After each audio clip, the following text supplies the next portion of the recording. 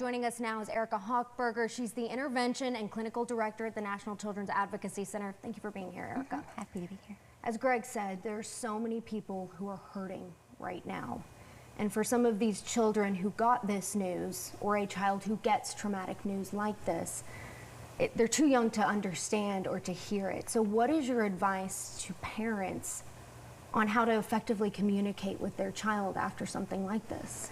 So I think the first thing is to try and find out what the child already knows, and then think a little bit about developmentally, what do they need to know?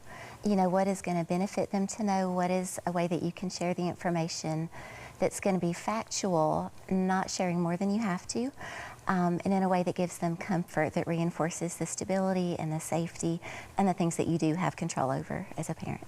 And a lot of these school systems, this one included, will have grief counselors on campus. Can you talk about the importance of that role and taking advantage of that presence, whether you're a student or a teacher or in the administration? Yeah, you know, in our society, it is really, really difficult to talk about loss of all kinds. And when people are experiencing a loss, sometimes they feel like they don't want to be a burden to other people. They may have a whole lot of complex feelings that they just don't feel like they can share about in their personal life, and so a therapist can be really, really helpful, because that is that person's whole job, is to create that space. You can say whatever you need to say, and know that that information is going to stay right there, and for a moment you don't have to think about anybody but yourself. And for these teachers who knew these children, or a teacher who gets very close to a child who's lost, there's an interesting tightrope walk, because they have to be a support system for the other students who are hurting, but they're hurting themselves. So what's your advice to those teachers? Oh my goodness. I mean, it sounds cliche, but take care of yourself, and that means so many things.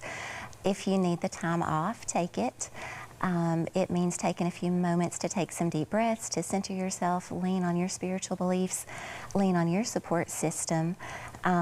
And I think really more than anything else, just build little breaks in so that you don't have to be on all the time. It just creates that little bit of space so that then when you are around the kids and the people that you're serving, you can be your best self. And how can friends of the family or people who just don't know, how can I help? What is your advice on how they can let their presence be known, that they do care and they are here when the time is right?